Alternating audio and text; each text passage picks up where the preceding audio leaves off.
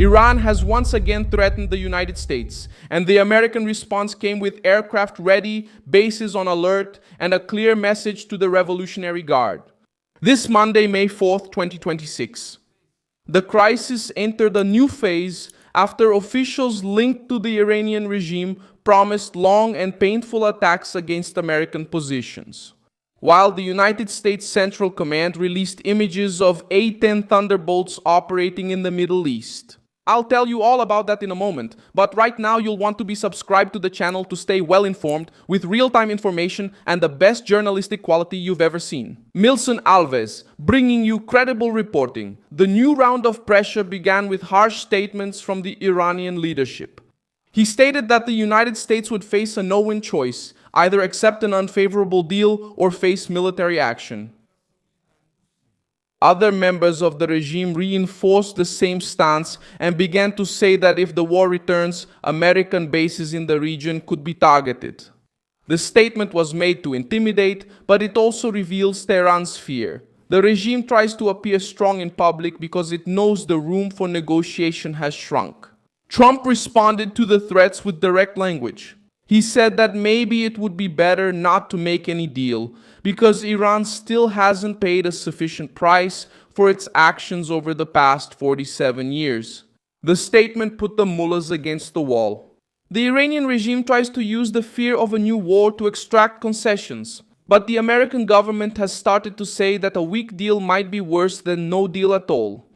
It's in this context that the images of the A-10S gain significance. The United States Central Command didn't release these aircraft by chance. The release of the A-10S happened on Sunday, May 3, 2026, when the United States Central Command published images of A-10 Thunderbolt aircraft at a base within its area of responsibility in the Middle East.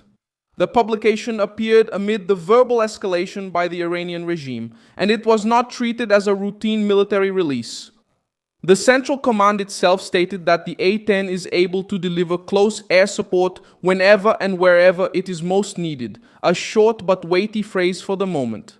In the context of the crisis, the image served as a direct message to the Revolutionary Guard. Washington is showing an aircraft specifically prepared to operate against small, mobile, and dangerous targets in regional conflict scenarios. The impact of this disclosure increases because the A-10 had already been appearing in operations related to the crisis with Iran since March 2026. On March 15, Central Command had already released images of A-10Cs being refueled in flight during Operation Epic Fury. And specialized outlets pointed out that the aircraft was being used on the southern Iranian flank, in an area where fast boats, drones, and threats against commercial vessels had become more significant. That's why the new image from May 3 reinforced a message of continuity. We were just responding with rhetoric, but keeping things in the theater. An aircraft designed to stay over the area, monitor movements, and respond quickly to provocations from the Revolutionary Guard in the Gulf and the Strait of Hormuz. When Washington shows this plane ready, it's speaking directly to the Iranian commanders operating near Hormuz. The A-10 is dangerous in this environment because it combines endurance, time over the area, and firepower.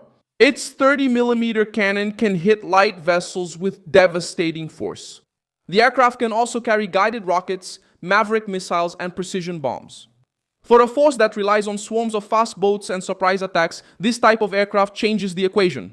The Revolutionary Guard can threaten with speedboats and drones, but they know that those assets become vulnerable when an American platform is ready to patrol, identify, and attack. American pressure targets the structure that allows the regime to threaten the world without engaging in open conventional warfare. The Revolutionary Guard knows how to operate in the gray zone. They provoke, retreat, use allied groups, test limits, and try to obscure who is behind the attacks. This method has already appeared at different times in the Middle East. The goal is to create costs for the adversary without offering an easy political target.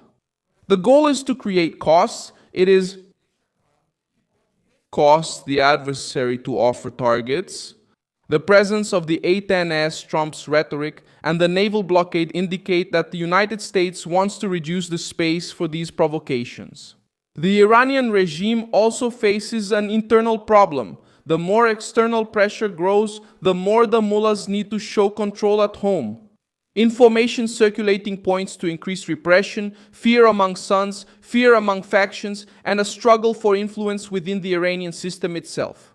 The Revolutionary Guard tries to present itself as the hardcore of the regime, while political sectors seek to avoid a complete defeat. This environment explains the heightened tone of the threats. The nuclear crisis is the point that prevents an easy agreement. The Iranian regime rejects the complete dismantling of its nuclear infrastructure and treats this demand as impossible. Iran tries to exploit this concern to get European leaders to pressure Trump for a softer agreement. The bet is to turn European economic fear into a diplomatic advantage for Tehran. But easing the crisis today and keeping Iran's nuclear program alive could lead to a bigger crisis tomorrow. This is the argument that supports the American hardline. History shows that strategic routes and sensitive weapons usually require a firm response. In 1962, during the Cuban Missile Crisis, the United States imposed a naval quarantine to prevent Soviet weapons from advancing near its territory. Washington did not agree to negotiate with a strategic threat deployed in the Caribbean. The naval pressure helped force Moscow to back down. Today's situation is different, but the lesson remains. When a threat uses geographic position and strategic weaponry to force concessions, backing down can make the threat even greater. Other examples also help to understand what is at stake. In the Red Sea, attacks by Houthi groups against commercial ships led to military responses because the threat affected global trade, energy, and the security of shipping routes. In the South China Sea, Beijing uses naval presence and gradual pressure to alter the balance in disputed areas without declaring open war.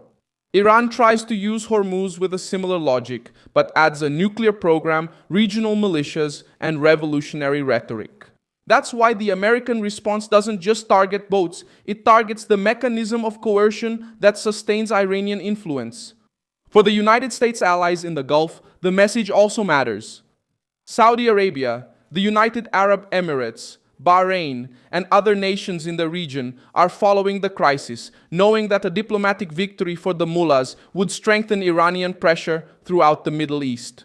If Tehran managed to preserve its nuclear program and still maintain its power to intimidate in Hormuz, other governments in the region would be under permanent threat.